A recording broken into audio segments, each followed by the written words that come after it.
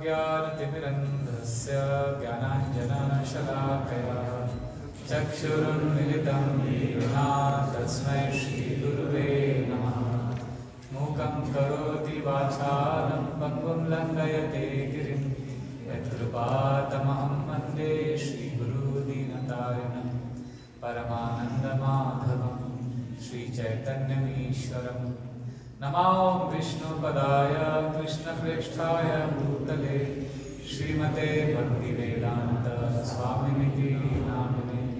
Namaste Saraswate Deve Gauravani Pracharine Nirvishesha Shunyavadi Paschatya Deshatarine Vanchakalpatarubhyascha Kripa Sindhubhya Cha Patitanam Pavanebhyo Vaishnavebhyo Namo Namaha. Jai Sri Krishna Chaitanya Prabhu Nityananda Shri Advaita Gadadhara Shivasani Gaura Bhakta Hare Krishna, Krishna Krishna, Hare Hare, Hare Rama, Rama Rama, Hare Hare. Hare Krishna, Krishna Krishna, Hare Hare, Hare Rama, Rama Rama, Hare Hare. Hare Krishna, Krishna Krishna, Hare Hare, Hare Rama, Rama Rama, Hare Hare.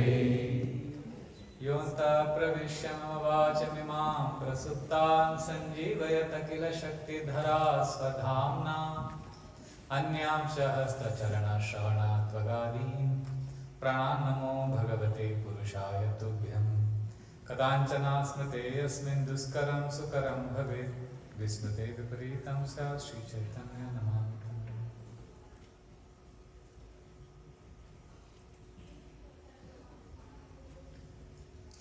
Hare Krishna, Hare Krishna. My sincere gratitude to all the devotees here who have taken shelter of Shri Radha Shyam Sundar, Jagannath, Baldev, Subhadra, Shri Shri Gauranitai. Thank you for inviting me here every year and giving me an opportunity to serve you. I still have beautiful memories of my last 2 visits. The first time I came here 2 years ago, I spoke on Radhashtami Day. Last year, we had discussion on Bhagavatam's glories, and we also spoke the glories of the Solinal Srila Gopal Krishna Goswami Maharaj. And today I have been given the topic, conquering the Ravana within. In India we have a saying, Ravan सबके मन में है, राम अभी तक one में है. Which means Ravan is inside everybody's heart and Ram is still in the forest. So Ravana is an amazing reality which we have to face, the dark side of our own selves. I sometimes tell devotees that we are so lucky that others cannot read what's in our mind. Imagine on the screen, they put everything. Imagine there is a device by which whatever is in your mind, all your desires can be put in word form on the screen. You will be exposed, we will all be exposed. There is a Ravana lurking within all of us. This is a reality. So Ramayana is such an amazing scripture. Actually, many of us, brahmacharis, I'll tell you very secretly, we like Ramayana more than all the other scriptures. The Ramayana just melts the heart. There is so much of emotions there. Ramayana, Chaitanya Charitamrita, Gaur Lila and Ramayana can make the most hard-hearted person filled with emotions. And Ramayana has many lessons and many aspects and many ways of discussing Ramayana. But today's topic is specifically conquering the Ravana within. Which means we are acknowledging that the Ram-Ravan battle is inside us. There is Ravana inside, who has 10 heads. So how do we conquer Ravana, who represents lust and false pride? And the whole world, all the conflicts arise because of false pride. I am the greatest, I am the best.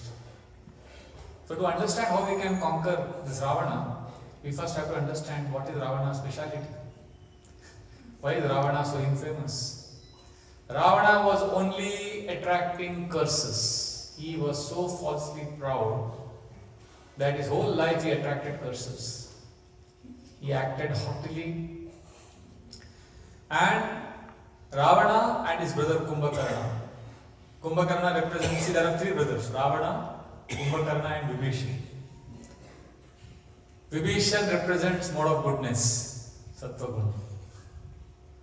Ravana represents mode of passion.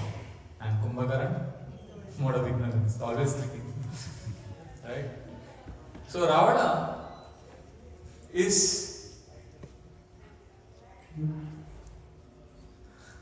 he wanted to enjoy Mother Sita. And he claimed that he loved her. It's amazing. He says, he's telling Mother Sita that I love you. But if you don't marry me by next few months, I'm going to eat you for breakfast. What kind of love is that?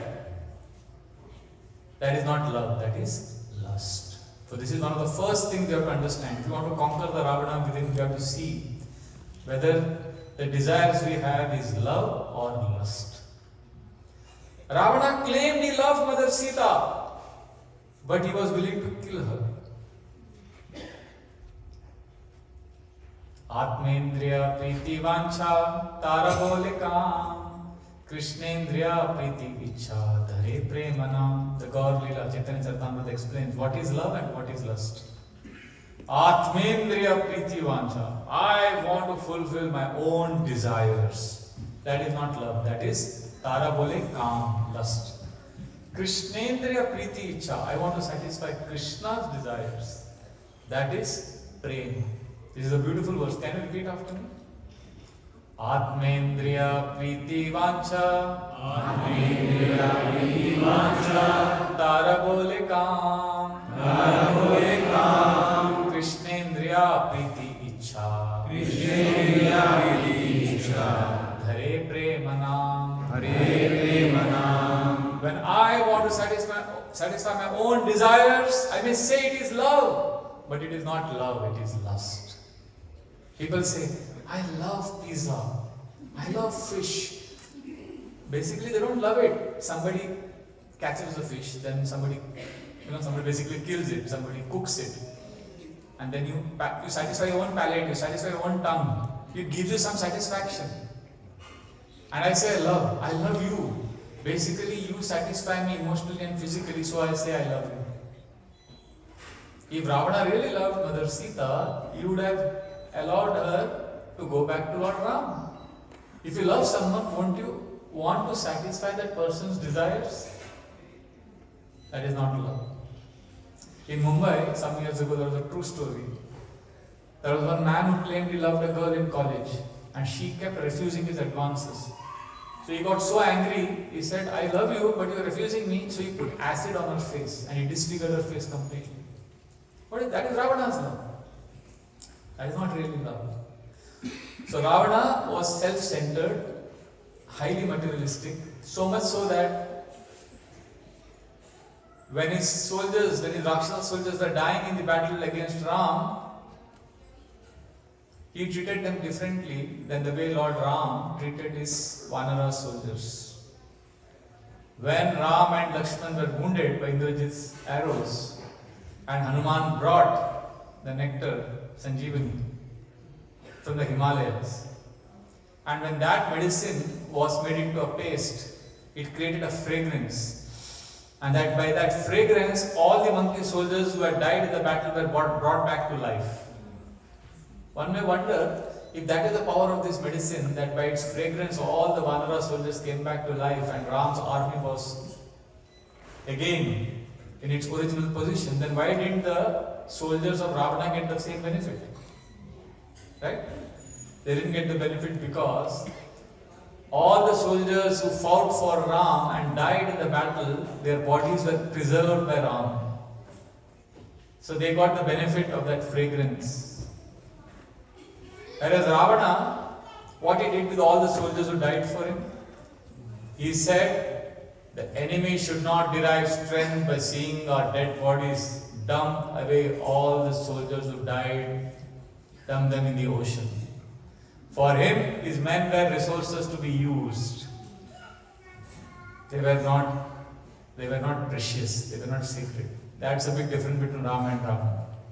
That is why if you see Indian army also follows this ethos, this principle of respecting not just your own soldiers, even respecting the enemy soldiers. When India fought a war against Pakistan in Kargil in 1999, Indian army honored the soldiers of Pakistan, The idea was these soldiers are innocent, they are simply fighting for a cause.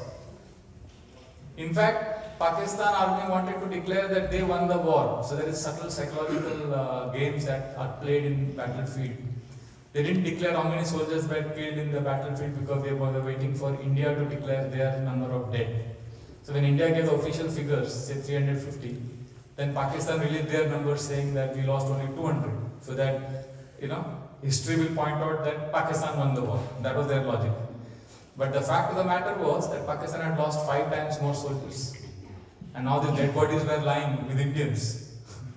And Pakistan said, no, we didn't lose people. Meanwhile, these soldiers' relatives, family members, they were shouting at the Pakistan government, where are our men? Where is my son? Where is my husband? Where is my brother? They had gone to war. And the Pakistan government said, no, we don't have anything. So, the Indian army, these bodies were refused by Pakistan. So, Indian army called for the Maulvis, the priests who flew from Delhi in helicopters. They came to Kargil and they performed the final rites of the Pakistani soldiers. Amazing, isn't it? This is culture actually. Not only that, Indian army generals, they wrote a letter to the Pakistan government saying that these soldiers from your army fought really well. We should give them award. They have this, like in India we have Paramveer Chakra and Ashok Chakra. Bravery award. So your soldiers, this following soldiers fought really good. So this is respecting. Respecting is a part of Indian culture, Indian ethos. But when there is Ravana mentality, we look at people as resource to be used. But Srila Prabhupada wanted us to treat people who come to our temples not as a resource to be used, but they were the end. Our movement is people over projects. It is not projects for people. It's not that projects are more important than people. People are more important. Because His Holiness Srila Niranjan Swami Maharaj says when he was a new devotee, he said, I stayed in ISKCON because my temple president, Prabhu, by his behavior showed me that he loves me more than what I can do for him. I'll repeat this sentence. When you make a person feel that he is loved more for who he is rather than for what he can do for you, then that person remains with you for the rest of his life. So we need to treat anybody who comes to ISKCON temples as sacred. That is Ram's army's mood. Ravana's is just use them. Use them for my gratification. So many people lay down their lives for Ravana. And he was just using them. And to conquer this Ravana within, we have to understand the most important rule is we have to have this culture of hearing and chanting.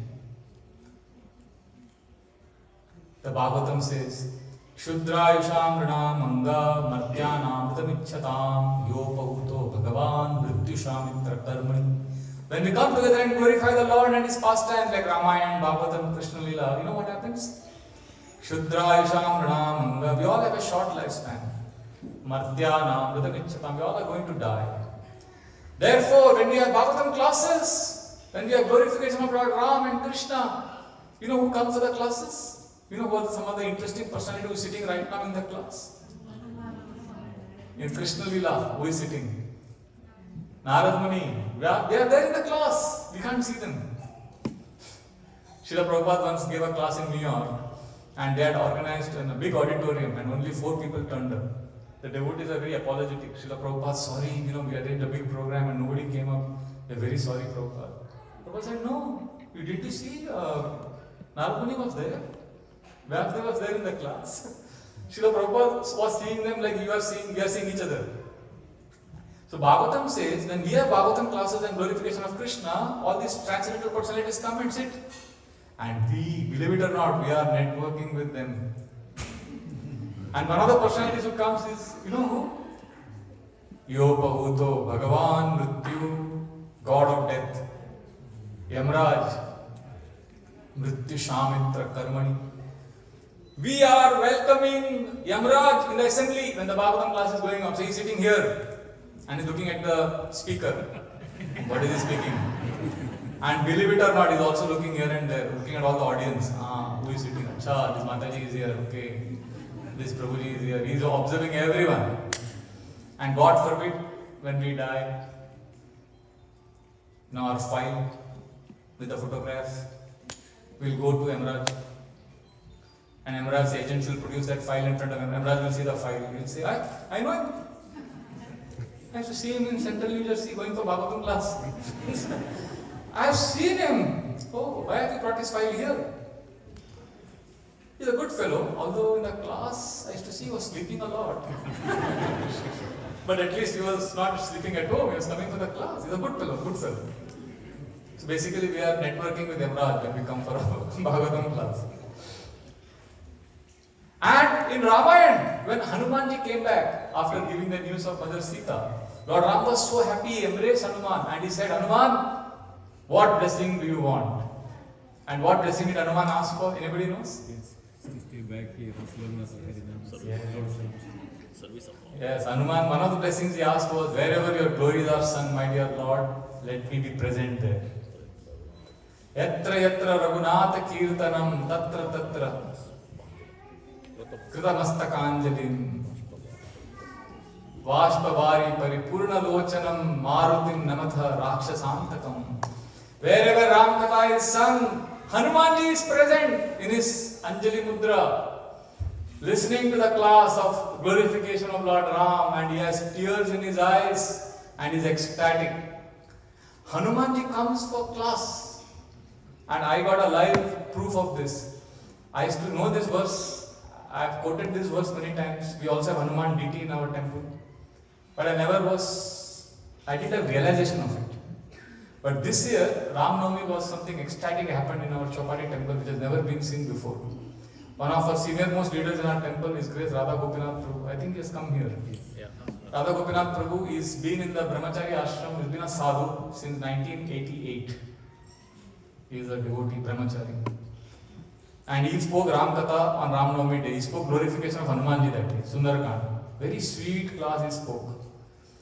And this was late night, 11:30, came back to his room. And he slept. And morning we all go for Mangalarti. But that day, the next morning, which is 5 hours after the festival, something surprising, he didn't go for the Mangalarti. I also didn't go. And there's another Brahmachari, Baldev Prabhu. We also didn't go. We were all in the third floor of our ashram, doing a few things. And believe it or not, at 5:30 in the morning, now third floor and above the third floor is the terrace of the ashram, which is protected with a net. No bird or animal can ever enter this. But I was shocked. I, Baldev Prabhu, Guru Varang Prabhu and Radha Gopinath Prabhu himself, we saw a gigantic monkey walking down the steps. And when I saw the monkey, now remember this, in our entire temple complex since 1988, nobody has seen a monkey. And here we see a monkey, right? And I was shocked. At that time, I didn't realize who this monkey is or what this monkey is. I just thought monkey. So I picked up my chappals.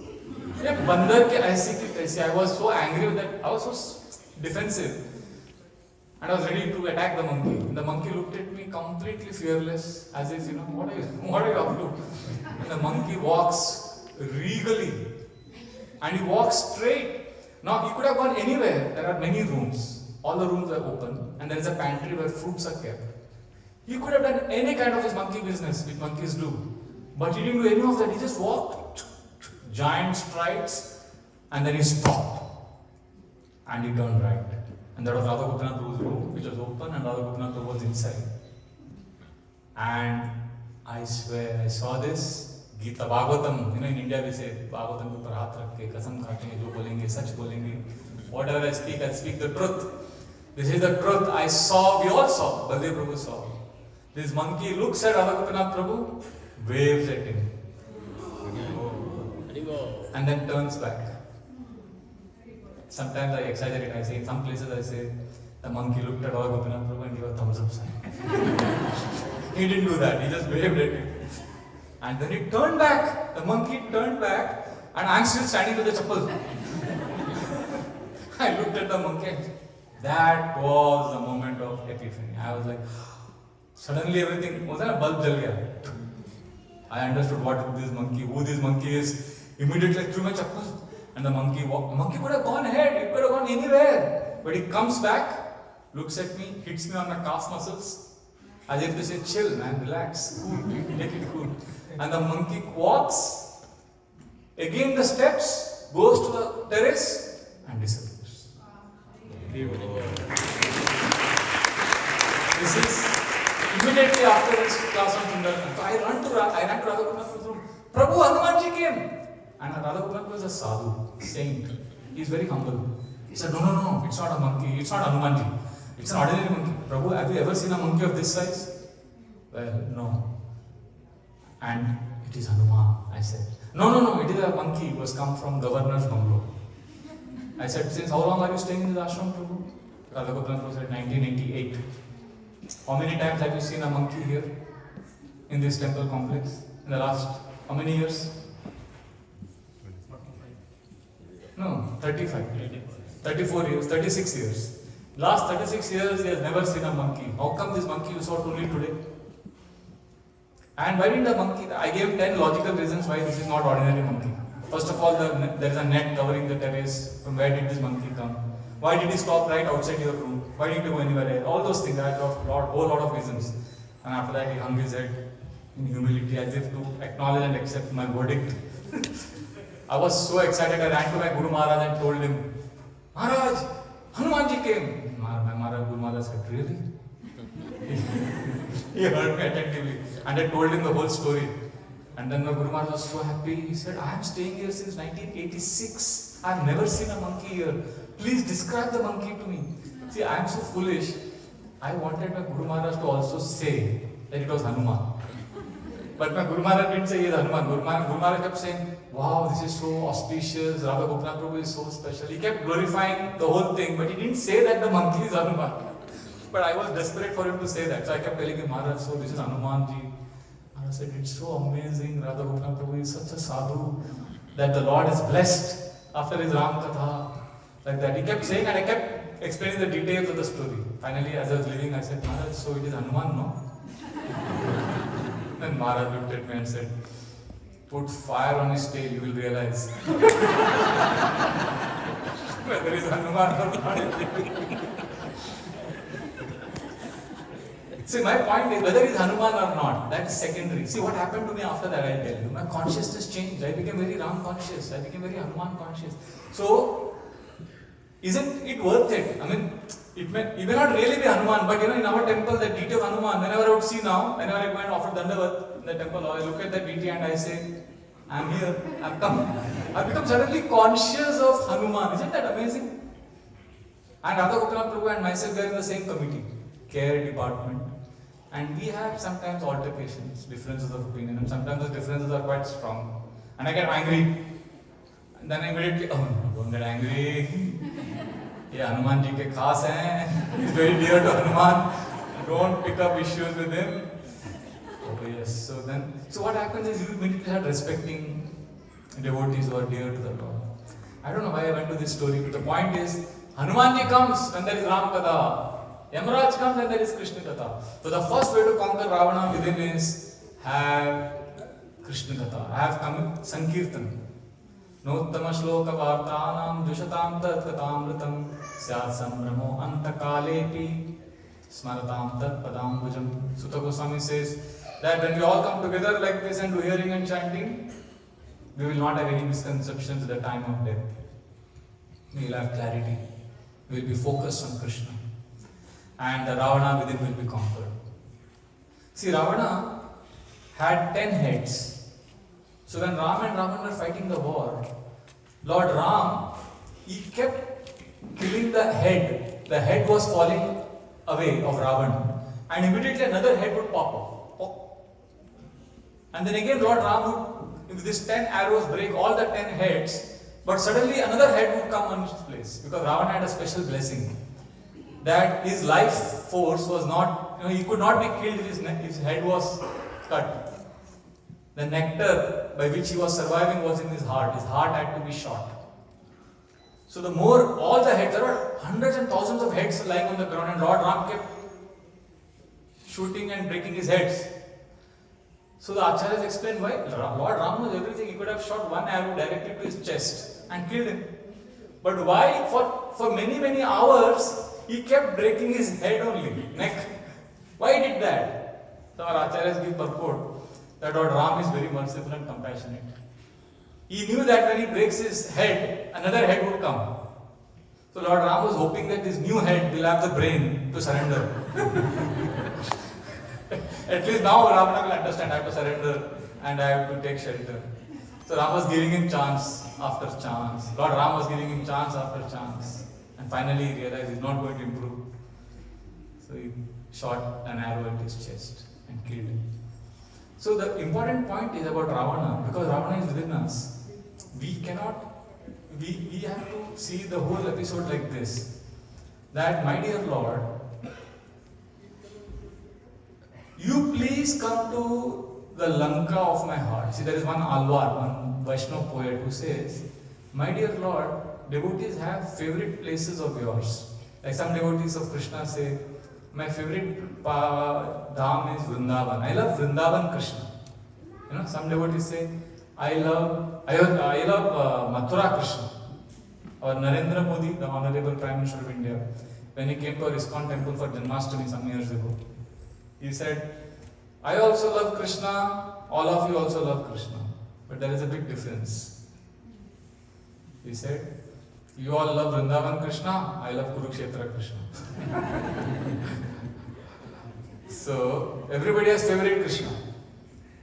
So this poet says, similarly, my dear Lord Ram, everybody has favorite Ram. Some people say Ram of Ayodhya is my favorite. Some people say Ram of Nasik is my favorite.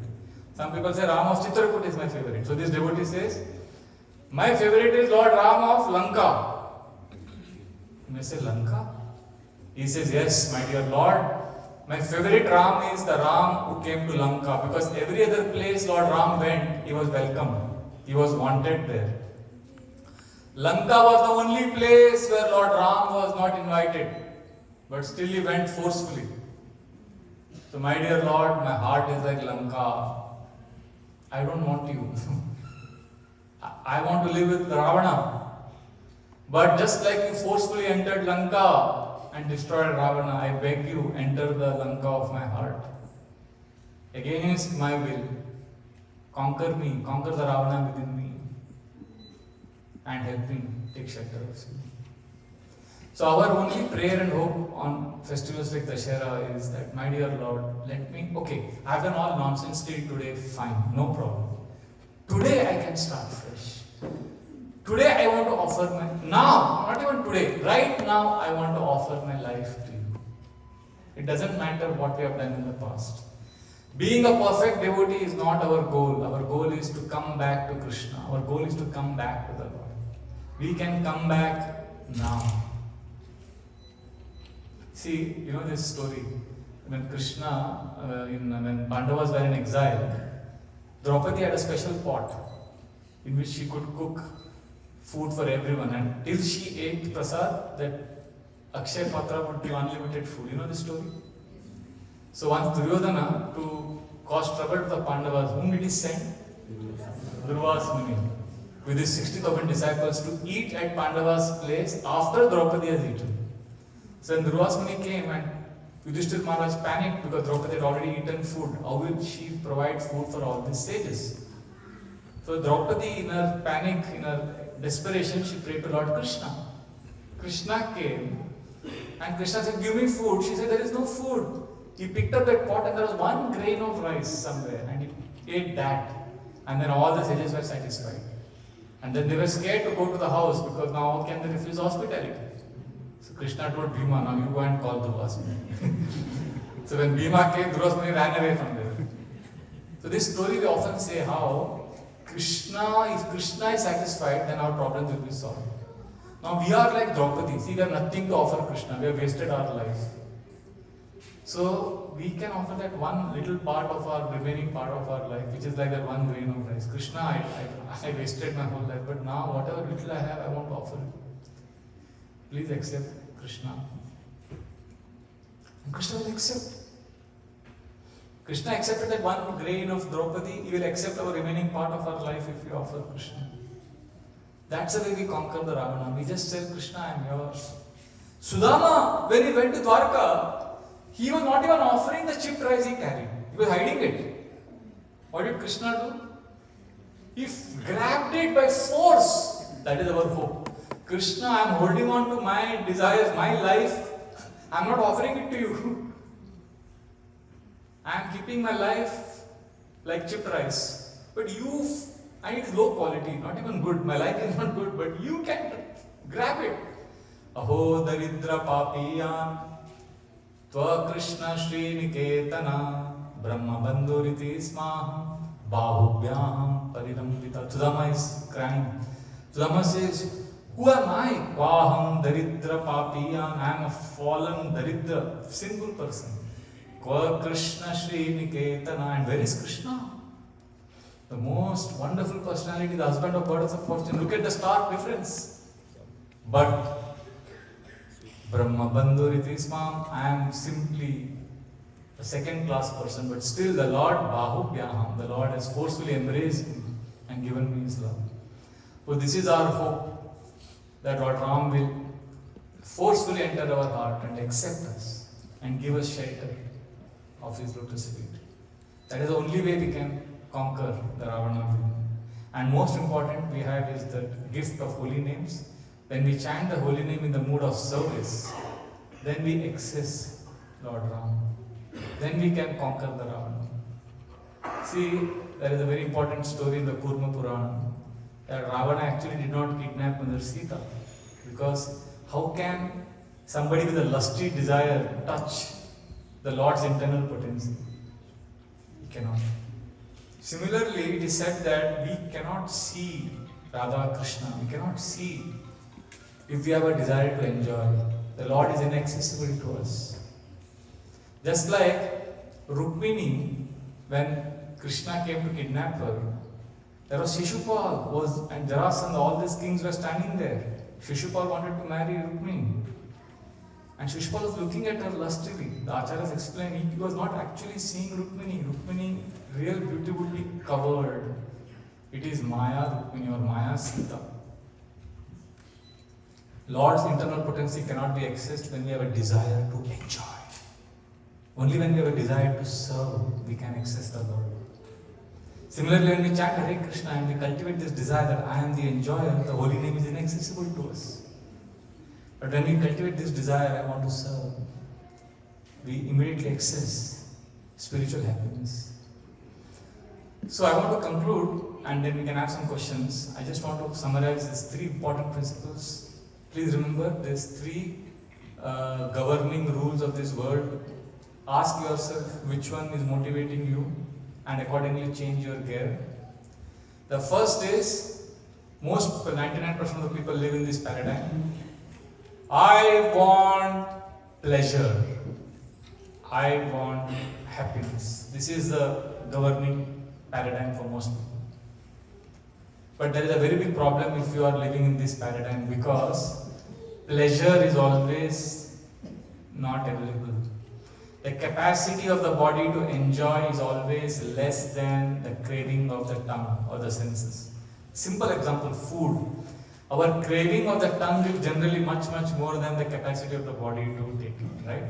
Similarly, pleasure, you will keep craving for it. Even if you get enough pleasure, still you will keep wanting it. Therefore, to live a life based on the paradigm, I want pleasure, is extremely faulty and shallow, because you will never be happy. I want pleasure is a very shallow paradigm, and some people realize this and they go to the second paradigm, which is also equally shallow, and that is called I want love.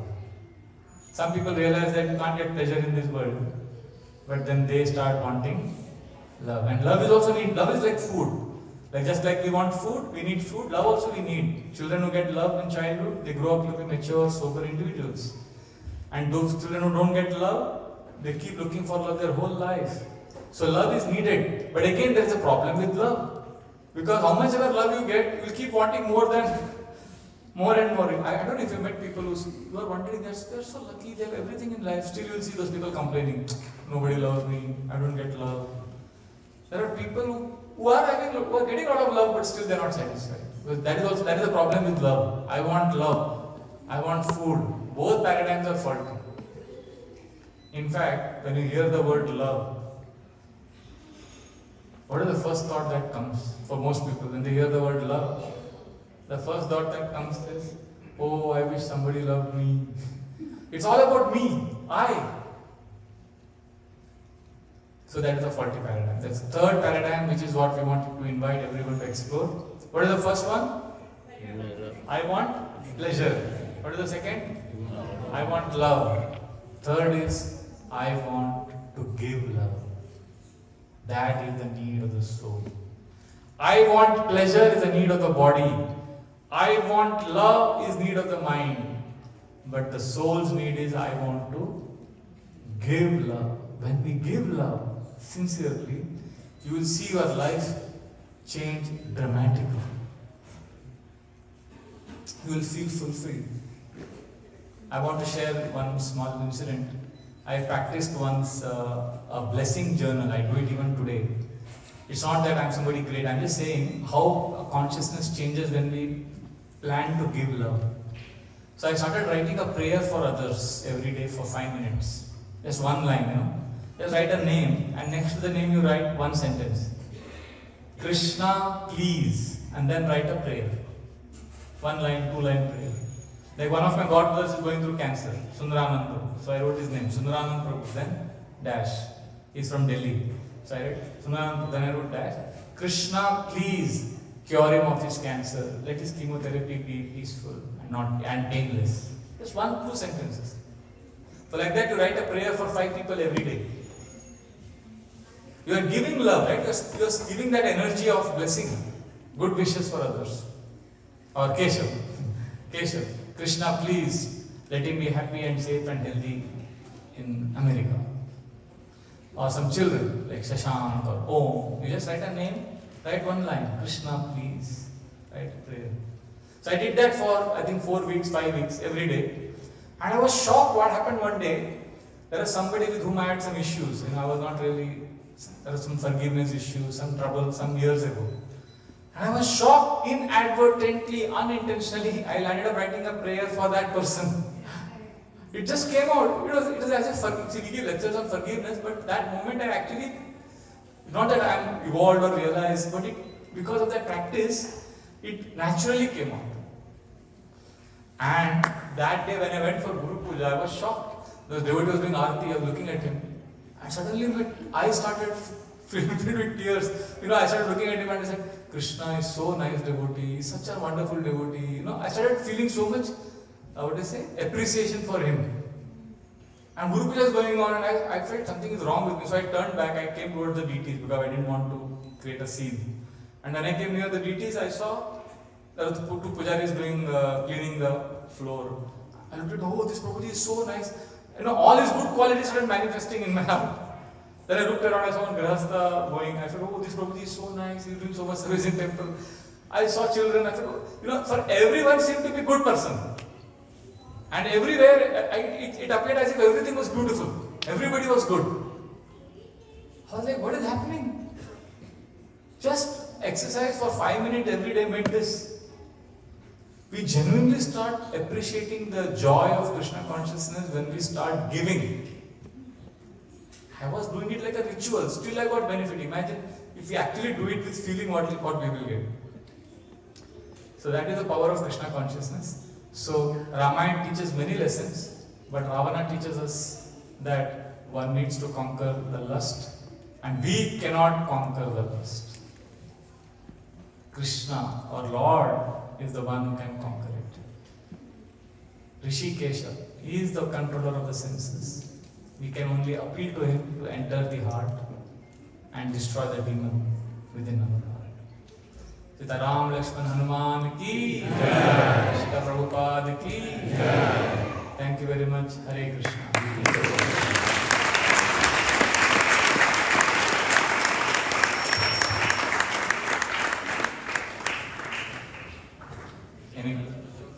Any questions or comments? Yes, Prabhu.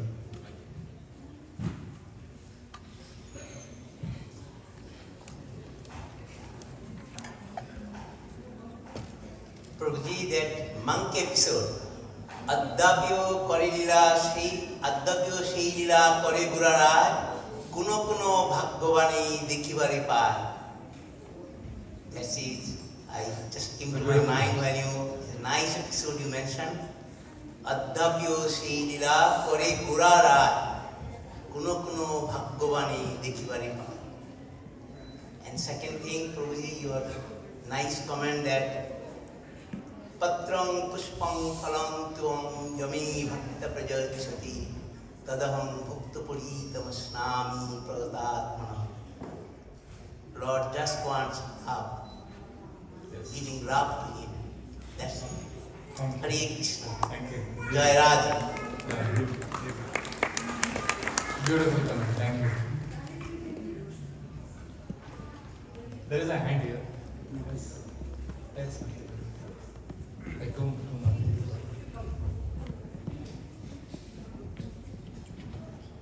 Thank you so much. Thank you for a wonderful class.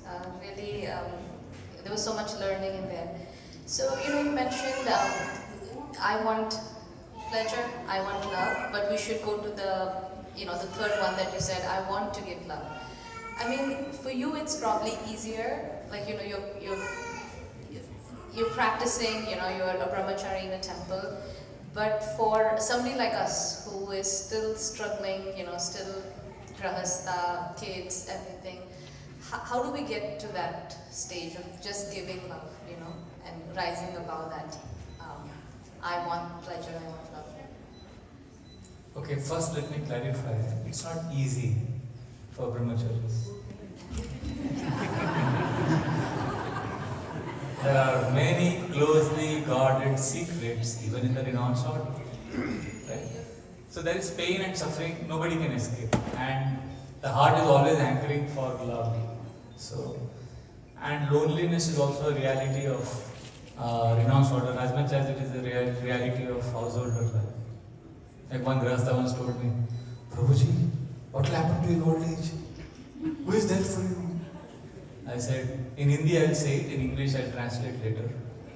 मेरे अकेलेपन का मजाक बनाने वालों, जरा ये तो बताओ, जिस भीड़ में तुम खड़े हो, उसमें कौन तुम्हारा है?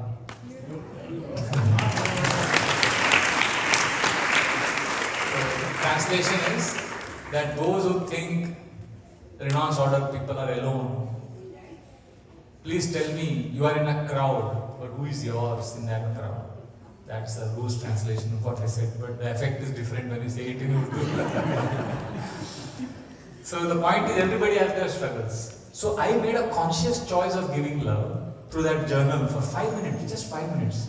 Try this for 5 minutes. Because Grahastha, Bhagavatam says, one of the biggest problems in Grahastha life is envy. Graha Mehdi. Shukdev Goswami, right in the beginning, he says that Shrotavyadini Rajendra Naram Santi Sahasrasha Apashyata Mataratam Griheshu Graha Medina. We become very insecure because we don't want to lose our loved ones. And we are very attached, and that insecurity creates fear also. Bhayam Ditya Vinimeshatasya Ishadapetasya Vipareyospati. So we are grappling with so much fear, insecurity, constantly anxiety is there. And you are right, there is more of that in the Grahastha ashram than in renounced order. Renounced order life is wonderful because you don't have any responsibilities. You have responsibility, and that is very, very demanding. So you can, as a conscious choice, offer prayers for someone else. And just not too much, just few minutes, and see the joy that your heart experiences. But again, be careful when we offer prayers for others also. Many times we offer for ourselves only. Like in that blessing journal, I was writing a prayer in the initial days. I was writing some name, Manish. Krishna, please let him be happy. Second name, Satish. Krishna, please let him realize how wonderful I am. We may write a prayer for others, but it's all about ourselves only. So mind is very tricky. But genuinely, I'm sure we all know at least 50 people in our lives.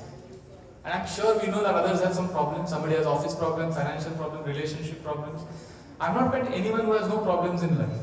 If you keep your eyes and ears open and offer a genuine prayer, then even if you don't feel so much for them, and you're only insecure about your own life, still that desire to wish good for someone, Krishna sees that. You know, Raj will be able to confirm. There was one girl who came for our Pandavasena retreat last year. So at the King's Cross station I was standing and Ram, the Pandavasena chairman, tells me, Prabhu, you see this girl? I said, I looked at her. She was a British girl. So he said, Prabhu, she's coming for the Pandavasena trip this time with us. And she's absolutely new. She has no idea about Krishna consciousness. I said, why did you get her? There are 100 boys and girls. And I was told that I have to speak on pure Ram Katha for 8 days. So I had mentally prepared to speak from Balkand, Ayodhya Kand, everything. And I said, this girl has no idea about KC, basics of Krishna consciousness. And I'm going to speak Ramayana and she's going to get lost. So he said, no Prabhu, you don't worry, we'll take care of her. You just speak Ramayana. I said, but why did you get her? How did she come here? He said, Prabhu, yesterday we were standing at the bus stop. This girl walks up to us and she saw we had Tilak. She said, who are you guys? So we said, we are Pandavasena ISKCON. So right there she googled Pandavasena. And she came from there, we are going for a retreat the next morning. So she said, you guys are going for some retreat to France? And we said, yes. So she said, can I join you guys? We said, yeah. So she came. So she came and like, so then I was, so I thought, but I can't entertain her. I can't speak for her.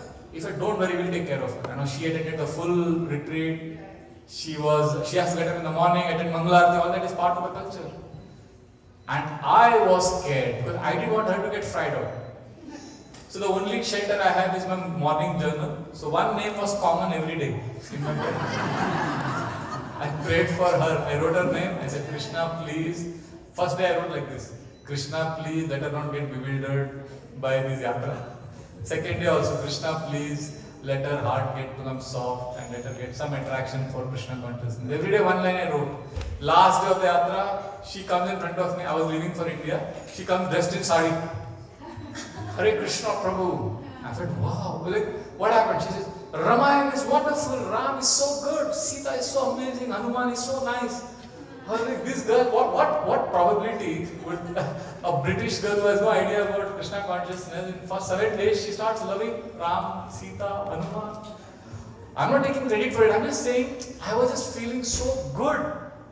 And then I said, but you're not bewildered by all this morning Mangalarti, Narsingarti, we have to get up early in the morning.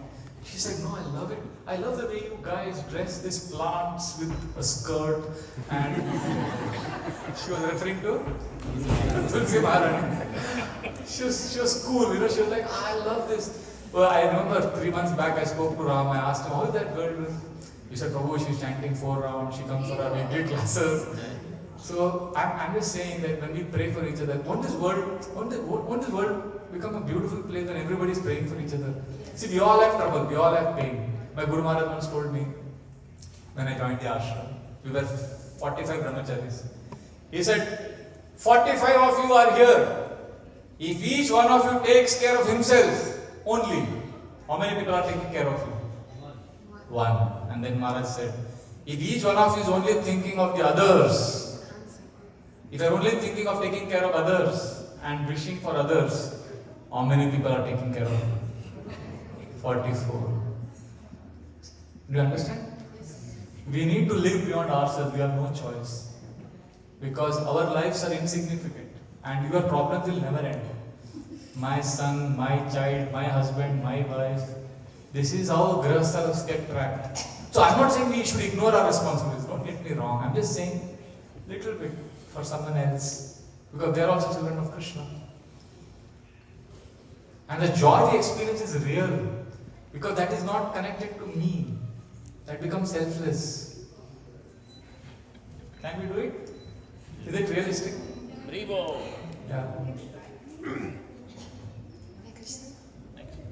She has a follow-up on that. No, I definitely will try. I was just thinking like this class was so much for me because after yoga we say a prayer, Sarve Sukhine Bhava, like let everybody be happy.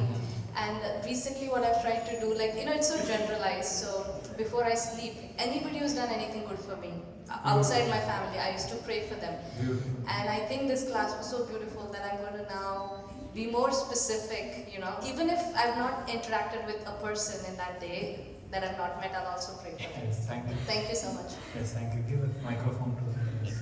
Thank you. Hare Krishna, Prabhuji. Thank you so much. I was just feeling like the past 2 weeks I've been thinking about unconditional love. It's been my realization, understanding that as you explained, just seeking out love is not the answer. Giving unconditionally is the answer. This is what I was like kind of contemplating. And today in your class, you also said the same thing. So I felt like Krishna's, way of answering. And my son had a question. His question is, you said that Hanuman comes and he's attending the katha. So his question is, why is it that he's unable to see Hanuman? That's his question. You heard the question? Why we can't see Hanuman? Jai Shri Ram Bhagwan ki jai. Shri Shri Gaur Nitai ki jai. So the answer to this question is, the Brahma explains, Prema jana churita bhakti vilochanena santa sadeva hridayeshu vilokayanti yam shama sundaram achintya gunasvarupam govindamadi purusham tamam vrajam. When our eyes are anointed with the salve of love, we can see. We can see, sometimes the Lord gives this special blessing so that we have faith. But if He were to show Himself every time to everyone, then we will not take it seriously, because Duryodhana saw Krishna but he could not accept Krishna. He saw the universal form but he thought it was a magic show.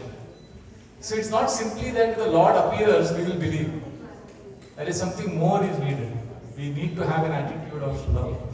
Otherwise, even Pashyat apina pashyati, the Bhagavatam says, you will see and still not see. But if you have culture of hearing, Dirgha Shruta Dhritashya, the Brahman Patnis, because they were hearing about Krishna all the time, they could see when it really mattered. So seeing is not simply with this skin. Seeing is an attitude of the heart. When you have an attitude in the heart, you will see Krishna even when he is not present.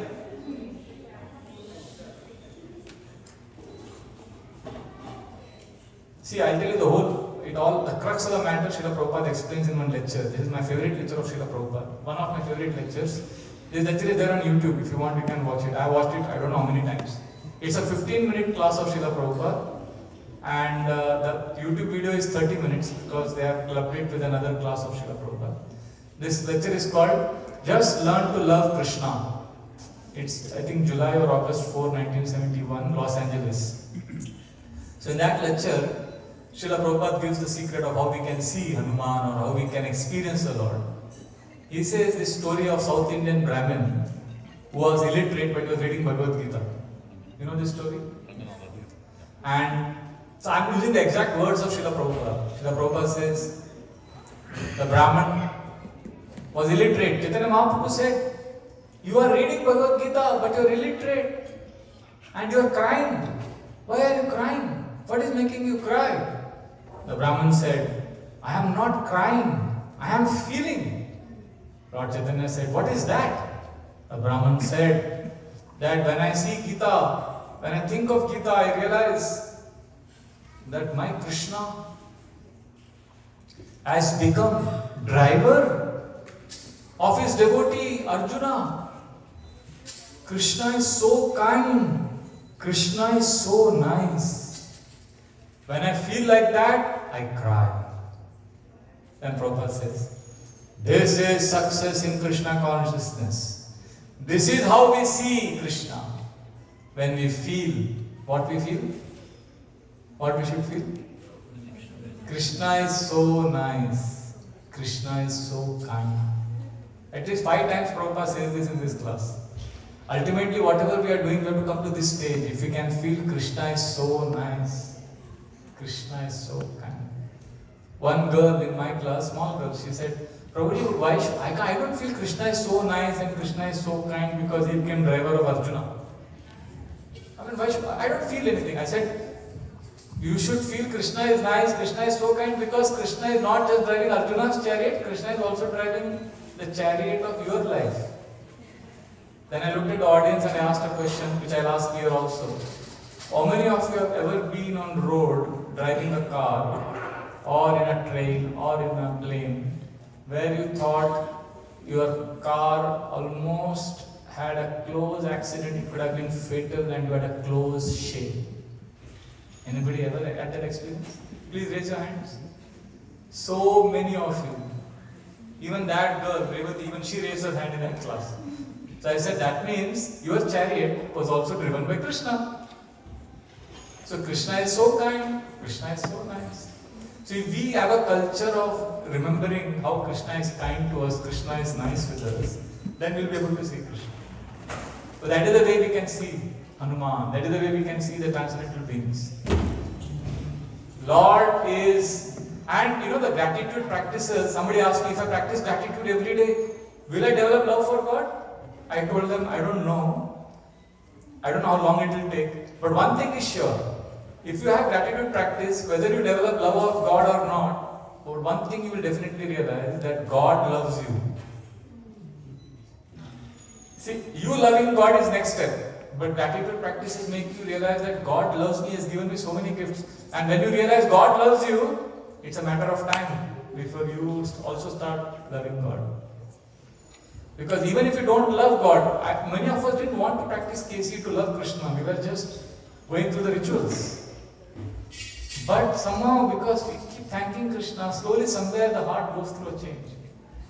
There is a song in Bollywood film, old song. Nana karte pyar tuni se kar baithe. Suna hai?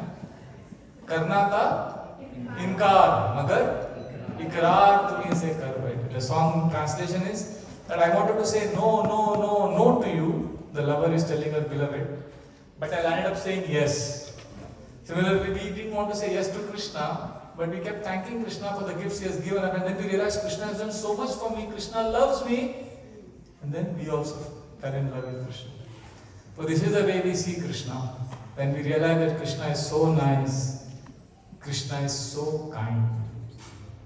We have to see how can I. So that's Venkat Bhatt taught me on journal. So last 1 year I am doing this. Every night before sleeping, take 1 minute and ask this question. How did Krishna show up today? Every day Krishna shows up in some way.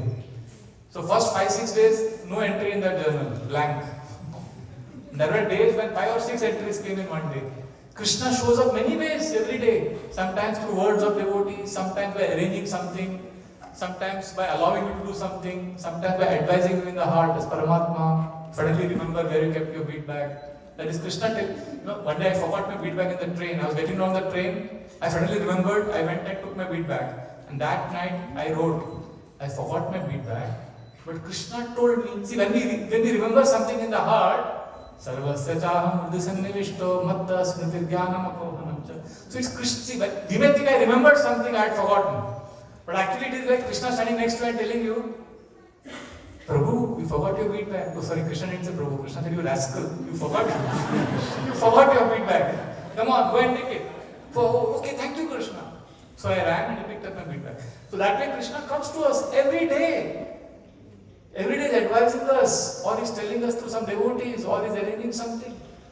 So many ways. So if we can connect with Krishna, then we will understand. Oh, Krishna is so nice. Krishna is so kind. Then we will see Krishna everywhere. Okay? Thank you. Should I take Om's question? Om? Yes. I'll take Om's question. He's asking. Yes. Because children right of way. Hare Krishna Prabhuji, Ram Krishna Prabhuji. It was a very nice lecture, Prabhuji. I was just wondering, what do the 10 heads of Ravana actually represent? I don't know. He was the Dashanam, he had 10 heads. I don't know. See, everything doesn't have to be having a lesson. Sometimes we are very attracted to getting life lessons from Ramayana. We want everything should represent something. 5 Pandavas represent 5 senses, 100 Kauravas represent 100 to that. We like all those analogies and connections. And we like to draw parallels. That intellectually stimulates us. But that doesn't really nourish the heart. Sometimes we should just hear without any lessons. We took a yatra to Sri Lanka. Sri Lanka is Ravana's abode, right? So in the morning I was giving seminars, communication seminars, life skill seminars, all that. And evening I was doing Ram Katha for 2 hours. Whole Yuddha can't beat it. And morning sessions were very practical. The evening when we came back, and after 10 days when we were coming back to Mumbai, in the plane we were taking interactive. Everybody said, the evening sessions are most nourishing. I said, but Ramayana you already know. Morning seminars are practical. We were taking lessons from different things. He said, Prabhuji, lessons is okay, but the heart needs nourishment. Same stories when we hear again and again. So like that. But yeah, 10 heads, we can have 10 lessons.